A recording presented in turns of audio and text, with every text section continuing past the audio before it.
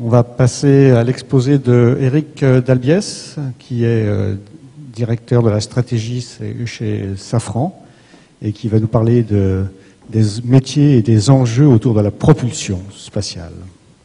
Je vais vous faire un petit peu changer de monde. Alors, pas d'environnement, pas forcément d'environnement, parce qu'on est toujours dans le domaine de l'activité spatiale. Et vous allez d'ailleurs voir curieusement que quand on va arriver au niveau des compétences, des métiers, des comportements qui sont attendus des ingénieurs que nous recrutons dans le spatial pour la propulsion, il y a des similitudes troublantes avec ce qui a été dit précédemment, et ça n'est pas fortuit. C'est que simplement le spatial, c'est aussi une communauté au-delà des spécificités des différents métiers qui s'y jouent. Alors, et c'est chaîné, voilà. Donc, deux mots peut-être pour vous introduire au monde un petit peu particulier de la propulsion spatiale et donc concrètement de l'activité spatiale chez Safran, puisque pour être très simple, je dirais, qui sommes-nous? Bien, en Europe, Safran est l'acteur maître d'œuvre des systèmes de propulsion spatiale, avec une certaine diversité qui traduisent d'ailleurs les images qui sont devant vous en termes de produits et donc d'applications qui sont adressées, puisque ça couvre les applications de propulsion spatiale dites à ergol liquide. Et aujourd'hui, les ergols liquides, c'est principalement la cryogénie, c'est-à-dire l'oxygène liquide et l'hydrogène liquide, avec les moteurs fusées que vous voyez sur la gauche et la propulsion d'Ariane. Ça couvre également la propulsion solide, c'est-à-dire à propergol solide, qu'elle soit destinée aux lanceurs dont on a déjà parlé tout à l'heure, c'est-à-dire Ariane, mais aussi Vega, le petit lanceur de maîtrise d'œuvre italienne. Et même si ce n'est pas le domaine stricto sensu du spatial, mais c'est extrêmement connexe, la propulsion des missiles stratégiques dont on a parlé également tout à l'heure, puisque les technologies sont tout à fait similaires. Et puis ça couvre également, dans notre périmètre, la fameuse propulsion électrique qui a été évoquée à 3 reprises, je crois, par les 3 intervenants précédents, ce qui montre toute l'actualité qu'il y a sur ces systèmes dont vous voyez un des exemplaires à droite, là-bas. Cet objet un petit peu bizarre, ça n'est pas un ovni, c'est un moteur à plasma stationnaire, c'est-à-dire un moteur électrique qui éjecte un plasma à grande vitesse, faible débit, grande vitesse, grande impulsion spécifique, et qui permet justement d'être déjà utilisé sur des applications commerciales qui ont volé récemment d'ailleurs pour la propulsion satellite, la mise à poste ou le maintien en orbite ensuite. Concrètement, chez Safran, qui est un grand groupe industriel de 65 000 personnes, le volet spatial de Safran, retenez dans les grandes lignes que ça occupe à peu près, si je fais une somme mal taillée, 2000 personnes, un petit peu moins de 2000 peut-être, et principalement à travers 3 des sociétés du groupe. Snecma d'abord et sa division moteurs spatiaux, dont le directeur est là d'ailleurs, David Cancard, que je salue, pour tout ce qui concerne la propulsion à ergol liquide du lanceur Ariane et la propulsion électrique qui est la dernière de mes 3 lignes. Héraclès, anciennement Snecma propulsion solide pour ceux qui connaissaient ce vocable-là, basé à Bordeaux pour la propulsion solide. Et puis également une 3e société qu'on connaît moins parce qu'elle n'est pas de premier rang au sens des systèmes, mais elle est fortement contributrice pour fournir des équipements spatiaux qui sont très spécifiques, qui est Techspace Aero, en Belgique, à Liège, et qui est une société, un centre d'excellence, en particulier pour les vannes cryogéniques. Ça, c'est à peu près qui nous sommes. Alors, pour vous introduire un petit peu aux spécificités du métier de la propulsion dans le spatial, j'ai souhaité en fait cultiver 4 dimensions qui vont vous permettre de faire le lien, ensuite, je pense, entre les métiers et les domaines de R&D dont on parlera ensuite. 4 dimensions qui sont assez particulières quand on parle de travailler dans ce monde de la propulsion spatiale. Et là aussi, il y aura des redondances, et ça n'est pas fortuit avec ce qui a été dit avant. Donc la première caractéristique clé, c'est un peu un quiz. Quand on parle propulsion spatiale, on va commencer par penser à un moteur fusée en général. Et vous en avez un superbe exemple à gauche, puisque là vous avez un moteur Vulcain 2, c'est-à-dire le moteur de plus de 130 tonnes de poussée qui propulse les tâches principales cryotechniques d'Ariane 5, le corps central d'Ariane 5 au décollage. Donc là, vous voyez le moteur, avec sa protection thermique d'ailleurs, au banc d'essai. Alors on pourrait dire, ben, effectivement, la propulsion spatiale, c'est un bon résumé, c'est ce qui est là, et il suffit de savoir faire ça, et ça doit marcher. Alors pas tout à fait, parce que pour savoir faire ça, c'est-à-dire cette partie, l'appendice, entre guillemets, de l'étage qui est le moteur et qui le propulse, c'est-à-dire pour savoir faire la partie bleue ici, ben, on ne sait pas faire ça si on n'a pas une certaine intelligence de la façon dont ce moteur, il est alimenté en rouge par l'hydrogène, en jaune par l'oxygène. Il est pressurisé à l'hélium par des systèmes qui permettent de garantir justement les bonnes conditions d'alimentation. Il dispose d'un système de commande pneumatique qui permet de faire basculer les vannes. Ce système, lui, est doublé d'un système électrique pour certaines vannes, etc. Donc, je quitte un tout petit peu la boîte du moteur et je me dis, pour bien faire mon métier de motoriste, dans la propulsion spatiale, il me faut une certaine connaissance, une intelligence de ce qui se passe au moins fonctionnellement là au-dessus. Bon, donc avec ça, ça doit marcher. Alors pas tout à fait, parce que si on s'arrête là, ça, je dirais, c'est un peu baby style. Ça, c'est effectivement une planche pour expliquer la propulsion. La vraie vie, pour vraiment bien dessiner ce moteur et bien le concevoir en lien avec nos collègues qui fabriquent les étages et les lanceurs, c'est ça. Donc voilà. Alors qu'est-ce que ça dit? C'est qu'en fait, on part du moteur, mais ce qu'il nous faut, c'est une intelligence du système propulsif et de la façon dont c'est couplé avec des fonctions qui sont remplies par l'étage, qui est fabriqué par Astrium dans le cas par exemple d'Ariane. Donc c'est cette intelligence-là dont on a besoin pour bien faire le métier de la propulsion. Donc sortons un petit peu du cadre du moteur et ça veut dire que derrière, on va retrouver le message que donnait M. Lemoine aussi, l'importance de ces compétences système au service du business que chacun et du niveau d'expertise dont chacun est dépositaire, qui l'étagiste, qui le motoriste. Voilà une première dimension. Alors, la deuxième dimension qui est assez particulière au monde de la propulsion et qui rejoint un petit peu le caractère agressif de l'environnement spatial dont on parlait tout à l'heure pour le monde des satellites, c'est en gros ce que j'appelle la maîtrise des extrêmes. Alors là, dans le monde de la propulsion, je vais vous faire descendre un petit peu, sans mauvais jeu de mots, dans les forges de Vulcain. Pourquoi? La propulsion spatiale au sein de Safran, d'abord, c'est une variété de produits dont je vous ai montré tout à l'heure des images, mais là, je les ai reclassés. Je les ai reclassés arbitrairement par niveau de poussée, par exemple.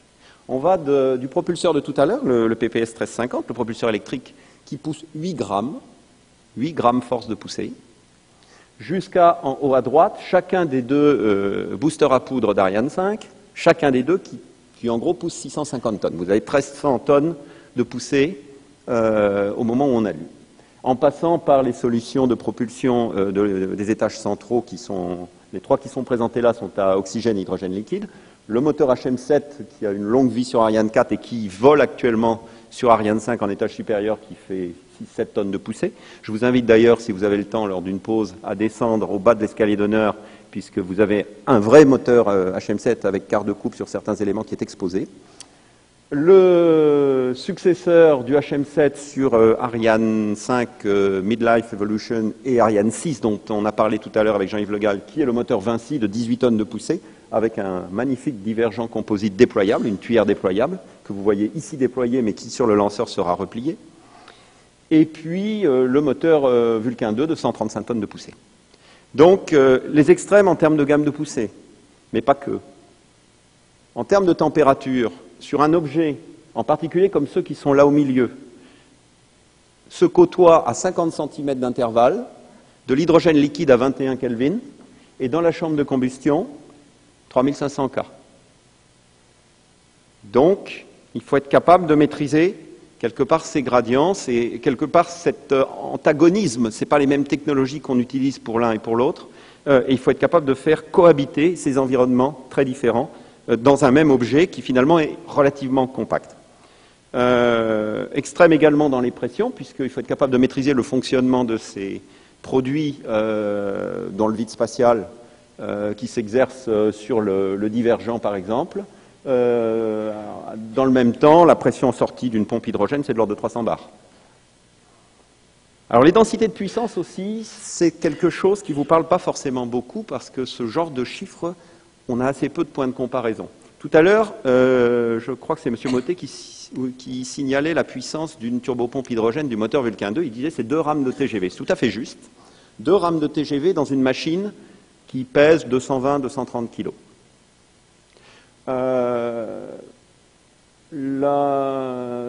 Ça représente une densité de puissance de l'ordre de grandeur des 50 kW par kilo. Alors il nous faut un point de comparaison un petit peu plus usuel. Prenons un moteur de Formule 1. Un moteur de Formule 1, je pense que quand il fait 3 ou 4 kW par kilo, c'est déjà bien. Voilà. Donc on change de dimension. Il faut être capable de gérer une densité de puissance énorme dans une quantité de matière faible. Donc ça veut dire que ça va avoir forcément des résonances sur le dimensionnement des structures, la tenue des matériaux, etc. La puissance thermique d'une chambre de combustion Vulcain 2, à elle toute seule, c'est une centrale nucléaire. Voilà, ça donne des ordres de grandeur aussi.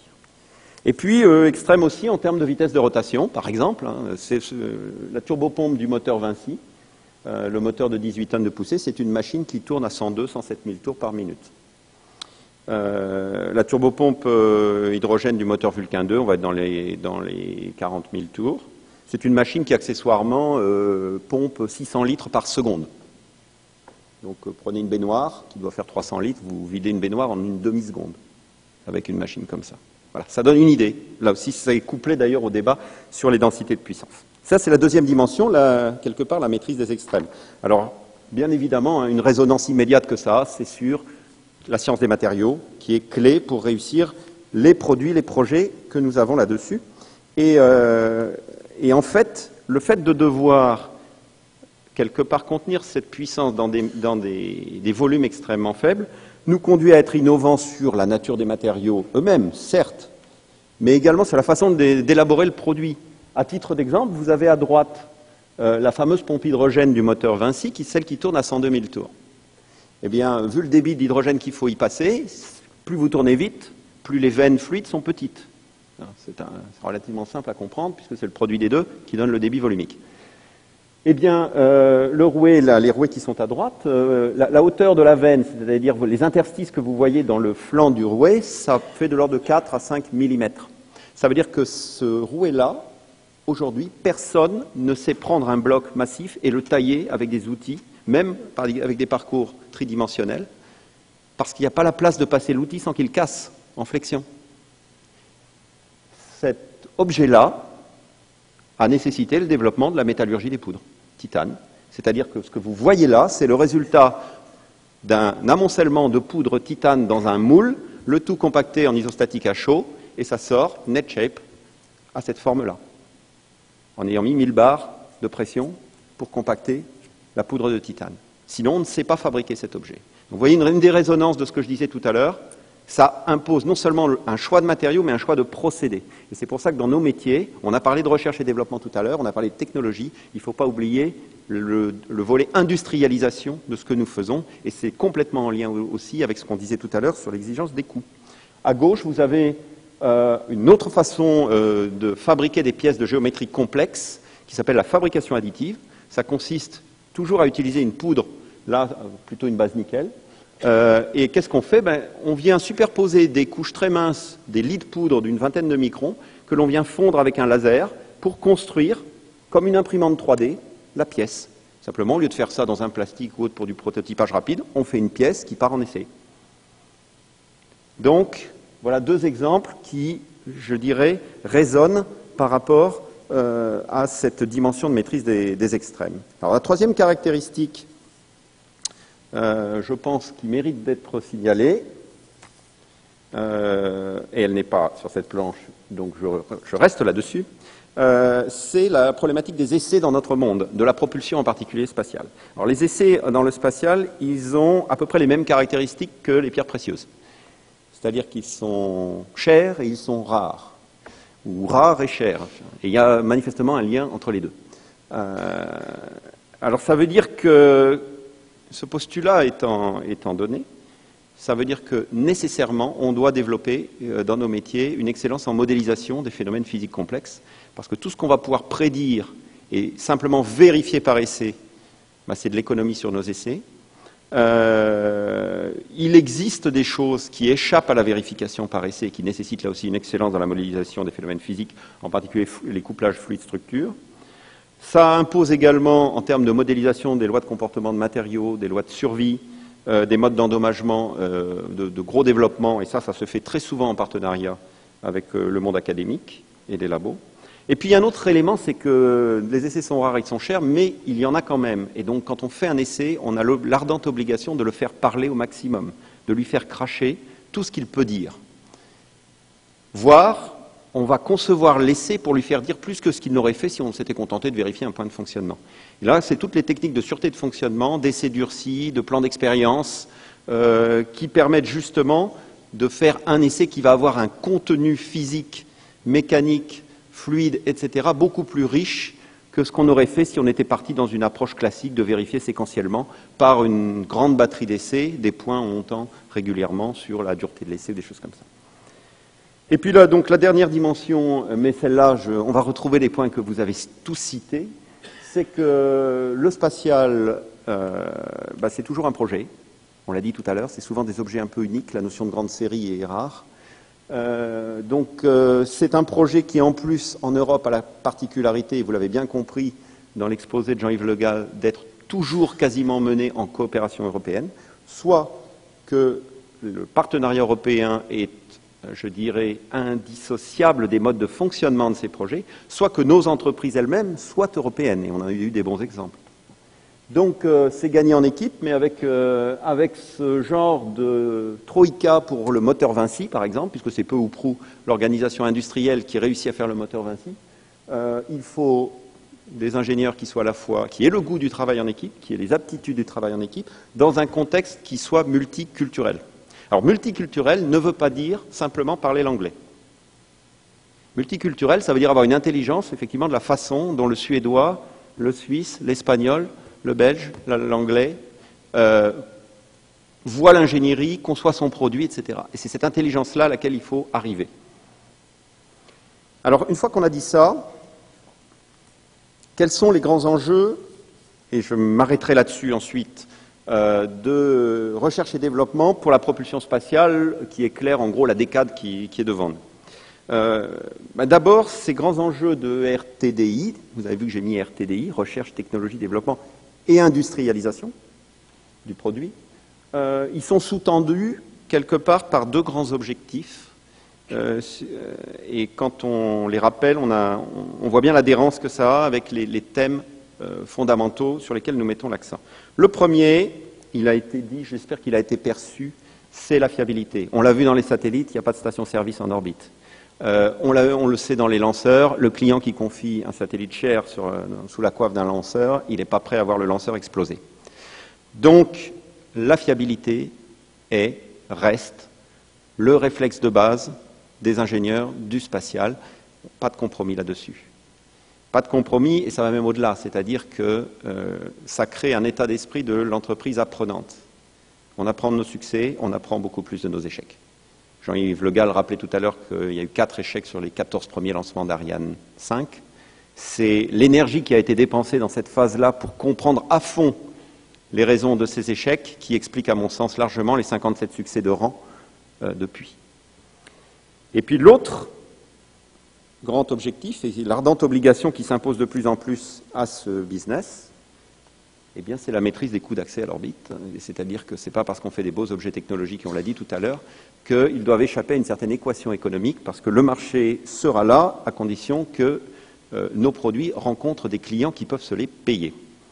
Et une fois qu'on a ces deux grands axes qui sous-tendent quelque part la logique de notre action, eh bien, les thématiques qui éclairent notre RTDI, j'en retiens 6 principalement.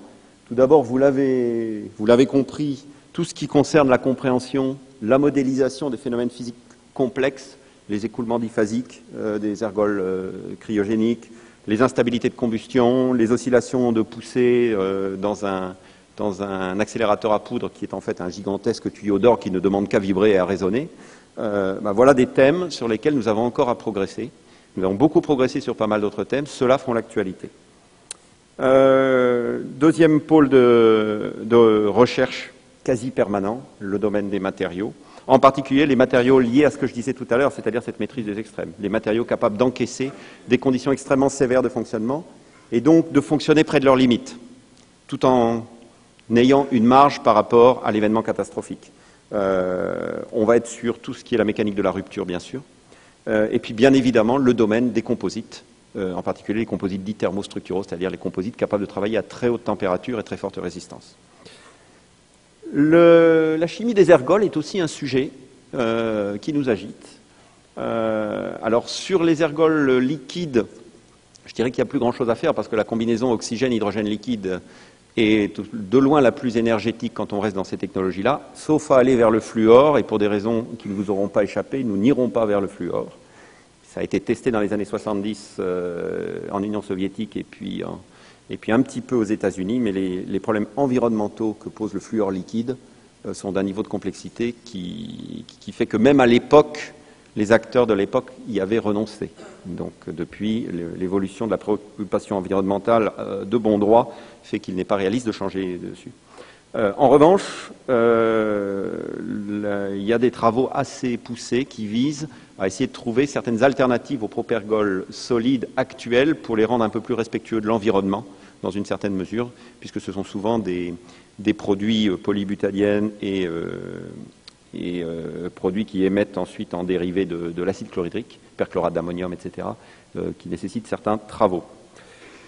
Quatrième thème, la propulsion plasmique chez nous, c'est-à-dire le volet plasmique qu'a développé Safran de la propulsion électrique, qui est un sujet sur lequel la physique des plasmas, la compréhension de ces phénomènes fins, les champs électriques, sont des sujets de recherche également.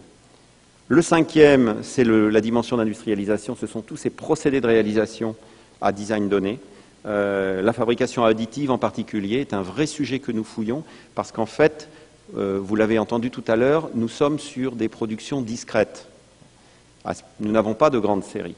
Et la fabrication additive paye en particulier sa place quand on a justement une problématique de petite série. C'est parfois difficile à envisager sur de la très grande série par rapport à du taillé-masse ou de la fonderie dans certains cas, alors que dans la petite série, ça a des mérites à la fois en développement parce que ça permet de raccourcir les cycles de développement en faisant vite des pièces proto, et puis à 8-10 moteurs par an, c'est un schéma qui peut être économiquement tout à fait viable. Et puis le dernier point, et on rejoint la préoccupation système dont vous avez tous parlé, c'est toute la piste qui concerne la simplification des architectures propulsives et la simplification de la mise en œuvre de nos systèmes une fois conçus. Simplification des architectures, je reviens à ma première diapo où je vous avais montré sur un synoptique fonctionnel à droite toute la complexité d'un système intégré moteur-étage. Eh bien, cette complexité, elle a un coût. Ensuite, en opération en particulier, elle a un coût matériel parce que tout ça, c'est des câblages, des tuyaux. Et puis en mise en œuvre, la mise en froid, par exemple, d'un moteur, c'est quelque chose qui consomme au sol énormément d'ergols pendant 2h30 avant le lancement. Personne ne s'en rend compte, mais on vide des réservoirs comme ça pour mettre en froid les tuyaux. Sinon, quand ils vont voir arriver les ergols liquides, eh bien, ils vont vaporiser. Bon, il y a des réflexions assez poussées sur la simplification de la mise en œuvre. Et il ne faut pas se tromper, il faut beaucoup plus d'intelligence et d'expérience pour simplifier un système que pour le complexifier. Parce que la complexité est souvent une réponse à un obstacle qu'on rencontre en développement. Donc voilà, à travers 4 caractéristiques clés, je dirais, de notre métier qui expliquent aussi la passion des ingénieurs qui y viennent et les enjeux de recherche et développement et donc les pistes de partenariat possibles, ce que je voulais partager avec vous, qui recouvre pour certains aspects ce qui a été dit avant et qui montre aussi un petit peu la différence liée à principalement le métier d'énergéticien qui est au cœur de la compétence de Safran en propulsion. Je vous remercie.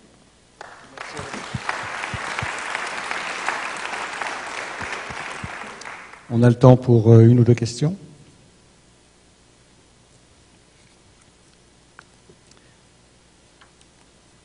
Tu as beaucoup parlé d'enjeux en matière de modélisation et de simulation. Je me permets de te tutoyer. Tu peux nous dire quel est l'état de vos besoins ou les enjeux de ton point de vue sur ce volet-là? Alors sur ce volet de la modélisation, il y a effectivement tout ce qui concerne la maîtrise des fluides. En particulier, j'ai parlé rapidement de la modélisation des écoulements diphasiques.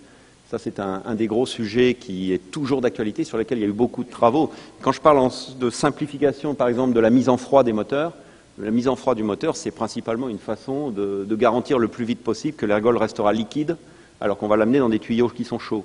Donc, je dirais qu'il y a plusieurs techniques qui permettent de gérer cette transition de phase, et ça, c'est la modélisation diphasique.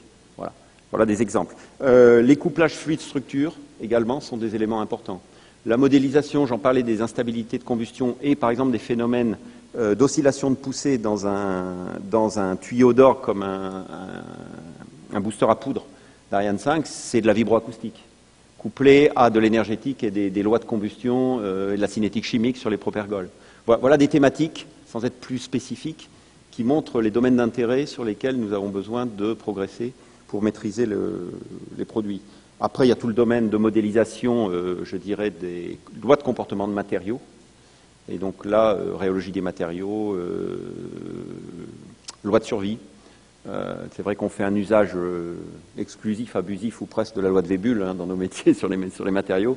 Mais quand on passe à des matériaux un peu moins conventionnels, quand on passe à des matériaux qu'on élabore par fritage ou par compactage à partir de poudre, il y a toute une vérification à faire du fait que ces matériaux se comportent in fine comme un matériau métallique classique élaboré par forge ou fonderie, par exemple. Et puis le domaine des matériaux composites, qui répondent à d'autres lois de comportement, clairement, avec l'anisotropie, que les matériaux métalliques classiques. Voilà quelques thématiques qui sont un peu spécifiques au domaine qui est le nôtre. Dans le domaine de la propulsion électrique, je ne sais pas si David veut donner un complément sur l'aspect physique des plasmas et autres, parce que là, c'est vrai que c'est un domaine qui est un petit peu plus nouveau pour toute la collectivité du spatial et sur lesquels il y a de la maîtrise à faire. Ok, merci. Okay. Pas d'autres questions? Si, une question là-bas. Oui, allez-y.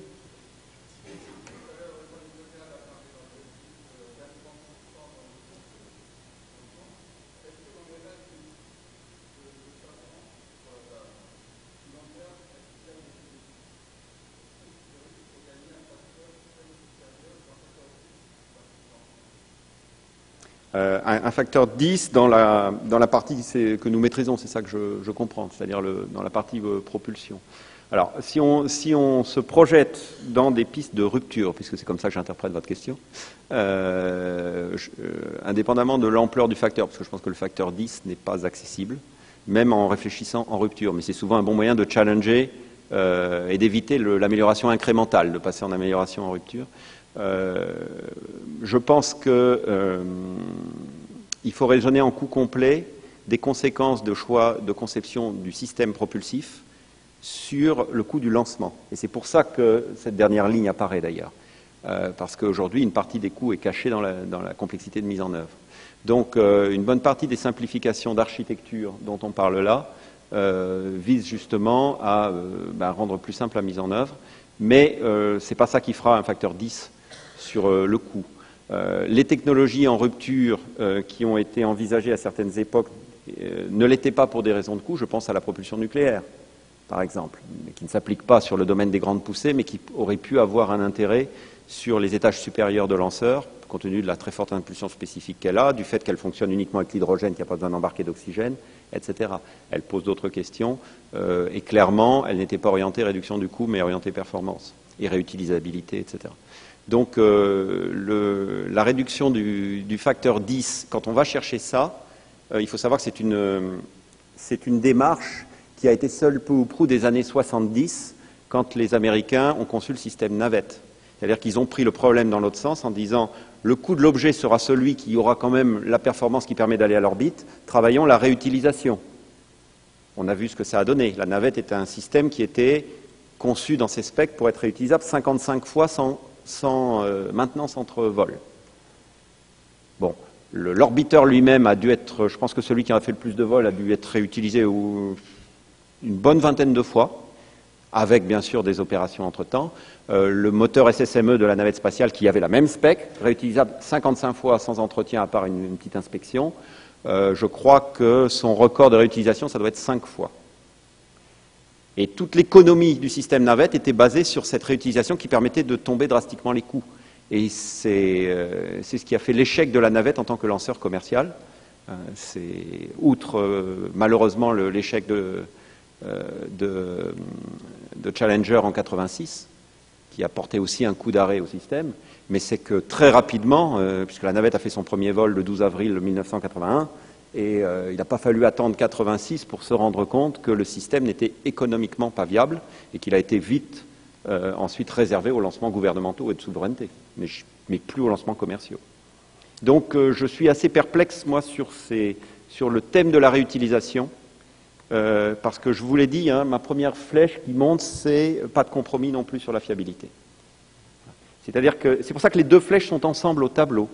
On ne fera pas de bêtises au titre de la réduction du coût d'accès à l'orbite, parce qu'il y reste toujours cette exigence ardente de maintenir la fiabilité sur un système sur lequel le coût de l'échec immédiat pour le client qui vole et pour la communauté industrielle qui doit le réparer derrière est considérable. Un programme de consolidation post-échec, retenez l'ordre de grandeur, ça coûte à la communauté 1,5 milliard d'euros. C'est l'ordre de grandeur. Voilà. Une dernière question, Arnaud Reichart, Oui. directeur adjoint de l'ENSTA. J'ai même pas besoin de le présenter, merci. En fait, vous terminez sur la complexité. Alors, j'ai une question qui est peut-être difficile, et fera peut-être une transition sur la table ronde suivante, sur la formation. Quelles recommandations vous feriez pour un polytechnicien ayant fait une école d'application, par exemple, pour maîtriser cette complexité? Alors, il y a deux propos. La maîtrise de la complexité, j'ai la faiblesse de penser qu'entre ce que propose l'école et les écoles d'application, les gens sont relativement bien câblés pour appréhender cette complexité. Après, il y a le problème de la simplification. Et là, la question a pour moi beaucoup plus de sens parce qu'il n'y a pas beaucoup d'écoles qui forment à la simplification. Alors que l'appréhension de la complexité, je suis assez confiant. Donc là-dessus, je vais rejoindre un des points qui a été très bien dit juste avant, et qui est en lien avec l'approche système, c'est-à-dire qu'est-ce que c'est à la fin de l'histoire qu'un bon ingénieur système? C'est celui qui aura fait un parcours et académique et ensuite dans la vraie vie industrielle, par exemple, d'un métier donné, en ayant vu plusieurs compétences et qui sera arrivé à un niveau où il peut se permettre de faire des synthèses et donc des optimisations globales que le spécialiste ne verra pas, lui. Et pour moi, le levier de la simplification, c'est d'arriver à ce niveau-là de recul et de compréhension système. Parce que très souvent, on observe que quand on segmente un projet de simplification et qu'on demande à un spécialiste thermique, à un spécialiste des écoulements, etc., de trouver des simplifications, il les trouve, mais ça complexifie le domaine du voisin. Donc c'est à ce niveau-là, je pense, et c'est vague, hein, ma réponse, je m'en excuse, mais je pense que c'est très couplé à la culture et à l'intelligence système. C'est dans ce creuset-là qu'on va trouver des pistes pour avoir des gens capables d'apporter ces pistes de simplification, mais je suis intimement persuadé que ça ne se fera qu'après un certain recul dans la vie professionnelle.